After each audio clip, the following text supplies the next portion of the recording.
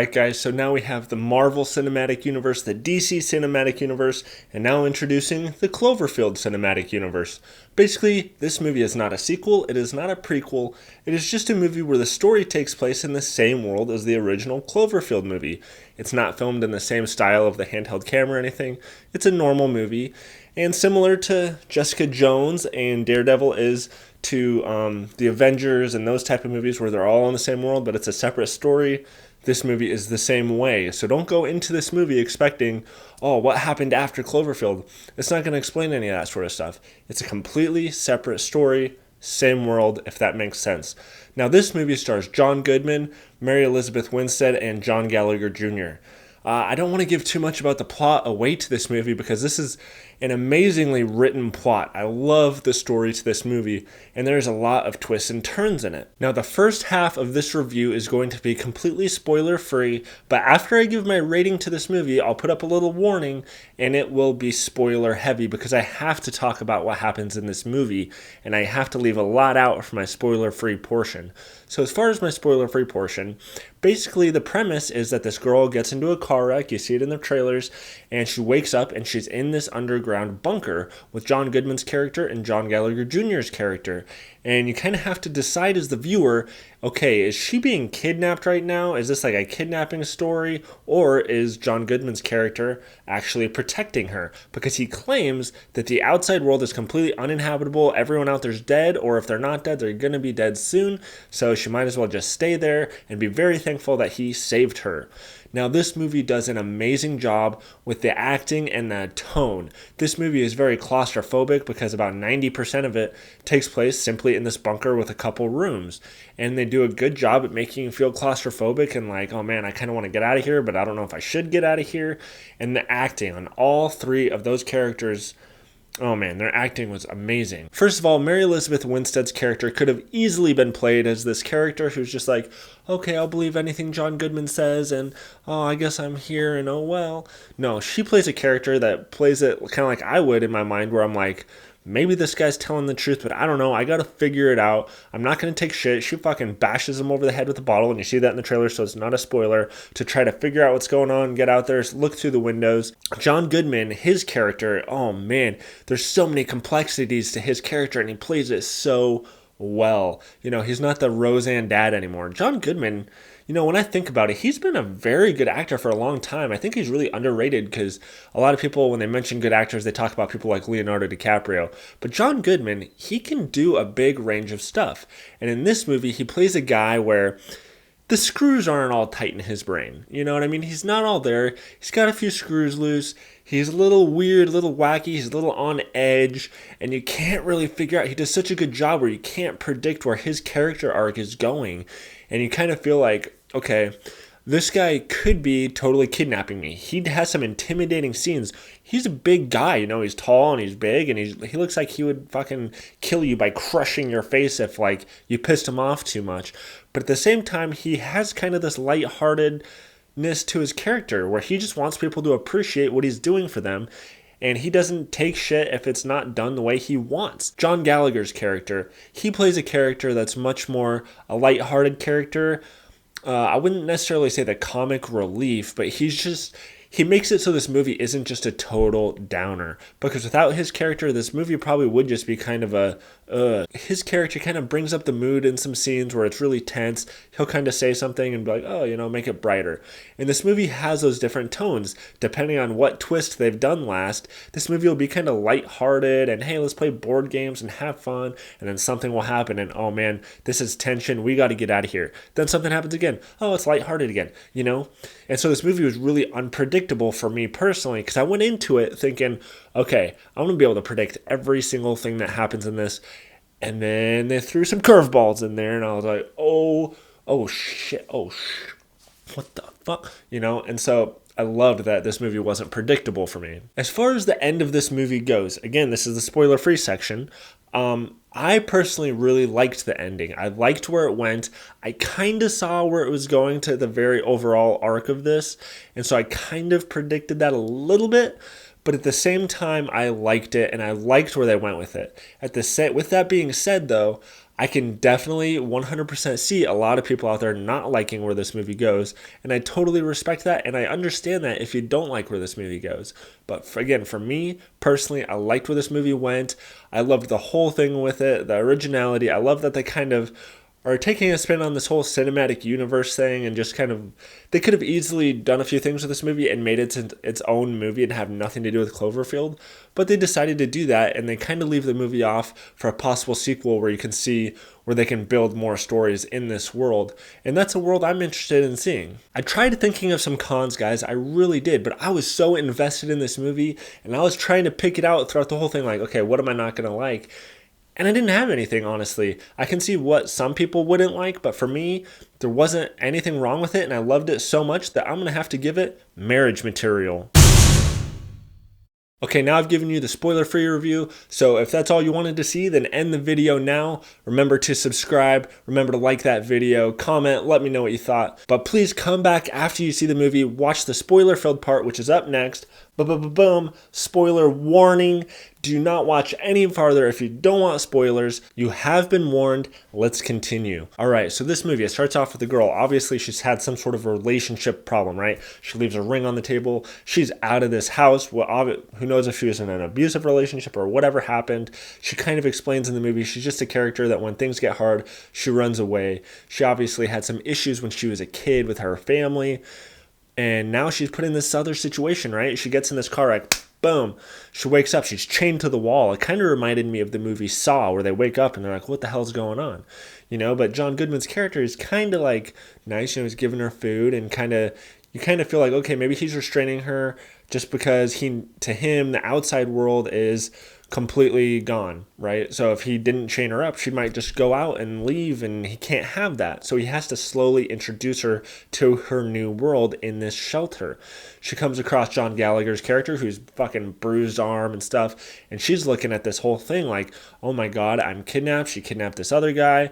She remembers how John Goodman ran her off the road, and you're like, oh man, this is a kidnapping story. This guy's fucking psycho. But then she does a point that you see during the dinner scene where she's like, okay, I'm planning something. She steals the keys to that front door. She's really clever. Boom, smashes him with the bottle, runs up, boom, boom, boom, getting up to the door. You kind of see that scene in the trailer. I thought it was going to be a lot later in the movie. It turned out to be a lot earlier in the movie. So I was like, oh man, this is happening really quick. I didn't expect this. And man, that chase scene to me was so tension filled. I loved it. Because, you know, John Goodman's this big guy. He's like, coming after her. And she's like trying to get the locks, and there's like 3 of them. And you're like, oh my God, fuck, what? Oh God. She gets through the first door, locks it. And you're like, all right, sweet. She sees a car out there. She's like, yep, this world is fine. But then what happens? This lady comes up and her face is like disintegrating kind of. She's like, let me in. And she's like, holy shit, wait, has he been telling me the truth this entire time? There's like these dead pigs out there. And she kind of suddenly realizes like, oh my God, he wasn't kidnapping me. He really did save me. So then she goes back in. He kind of forgives her like, hey, look, I get it. Now hopefully you understand. We don't have to go through this shit anymore. Because it happens a few times, where she's like trying to escape, she hurts him, and then he kind of forgives her, like, okay, But now she gets it. She knows she's here for a reason. Then the movie kind of tonal shifts to a more lighthearted movie. They're putting together puzzles, or watching movies, they're hanging out. All is good and well. They hear weird noises. They know weird stuff's going on outside. Oh, well, they all kind of accept we're going to be here for a year or two until this fallout of whatever happened kind of goes away. But then the next twist of the movie happens, which, oh man, I loved it, right? The air filter or something goes on where she has to go through these air vents and kind of fix this air filter. And she's like, okay, whatever, I got to do what I got to do because we got to live here. And then she sees another window. She crawls up there and she's looking outside like, wait a minute, what's this little scratch, and moves the thing. It says help written from the inside. And you're like, what the fuck, Like, what is the deal? There's some blood and there's this earring. And it's like, oh my God, what? what is going on here? And you heard John Goodman's character throughout the movie talking about his daughter and how she's not with us anymore. The mom took her away, whatever. He shows a picture of her. She realizes this earring, this bloody earring she found, is the same as the picture on this girl he claims to be his daughter. John Gallagher's character then says, that's not his daughter. That's some chick I went to high school with or whatever who went missing. And then you're like, oh my god, holy fuck. John Goodman is a fucking psycho. He kidnapped some girl and probably killed her. He has this big barrel of acid that like fucking disintegrates whatever is put in it. And it's like, oh my god. It's like a combination of things where she was saved by John Goodman's character, but he also happens to be a fucking kidnapping psycho killer person at the same time. So then you're like, oh my god, so she has to be in here with this psycho. So what do? They come up with a plan. They're not just going to be like, okay, I guess that's the way it is. So they come up with this plan. She's this clothing designer, kind of conveniently, but she designs this basically like a hazmat suit, makeshift gas mask. I'd say that's probably one little complaint I had, but I couldn't mention it in the spoiler-free review, is that I thought it was a little convenient that she was this clothing designer wannabe, and there happened to be like this book that explained how to make a gas mask, but whatever. She ends up putting that stuff together, and there's a lot of good tension-filled scenes where they're trying to hide this from him. And then the scene that just fucking, oh my god, it kind of like blew me away literally, where he kind of knows something's going on. He's seeing some weird stuff. John Goodman tells him to grab this barrel. It's all this acid, and he has some of their materials. And John Gallagher's character is like, oh shit, we can't let him know what's really going on. So he kind of takes the blame, like, look, it was me. I was going to make a weapon, try to play up to John Goodman's ego, like, hey, I was just trying to impress her because she likes you. And kind of out of nowhere, John Goodman's like, okay, I forgive you. Boom! Shoots him. I was like, oh my god, and you can see Mary Elizabeth Winstead's acting come out, and she's just kind of like, oh my god, she's like, oh my god, fucking everything's ruined. Now I'm alone in this world with this fucking psycho. Oh my god, my heart kind of dropped when I saw that scene. I'm like, holy shit, what is she going to do now? Oh my god. And then through a series of events, she basically fights her way out. She pushes the acid on John Goodman's character. She's like, fuck this, I'm out of here. Grabs the hazmat suit, all this stuff. There's this great chase scene again where she's going through the vents. He's like trying to stab it with knives. Basically said, and you feel John Goodman's character, like he doesn't want to be left there alone either, but he's a psycho, so he's like stabbing at her, and it's just like, it's fucking crazy, dude. It's fucking crazy. Let me know below. You had to have been watching that scene kind of like biting your nails on the edge of your seat, like, holy fuck, is she going to get out of here? Anyways, she ends up getting out, right? So what happens then? She sees some birds flying around, and you're like, what the fuck? Like, wait a minute, what?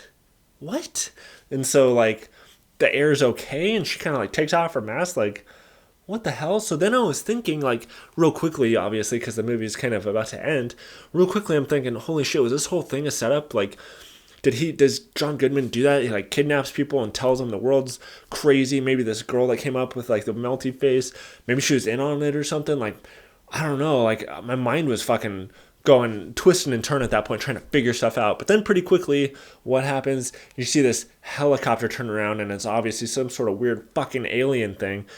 And she can't catch a break, and she's just like, you gotta be fucking kidding me, like shit.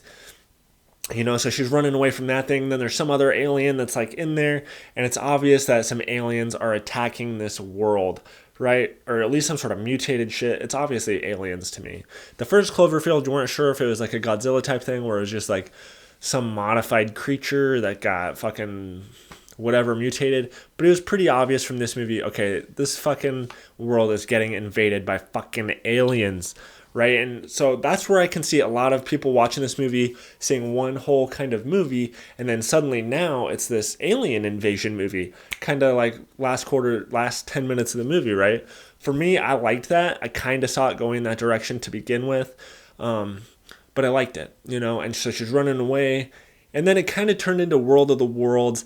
I'd have to downgrade it just a little bit for that scene when she's getting picked up by the truck. She throws like a flaming bottle into it, and it blows up and drops her. And then I was kind of like, that reminds me of World of the Worlds when Tom Cruise had the grenade and threw it into the thing. I felt like they kind of took from that.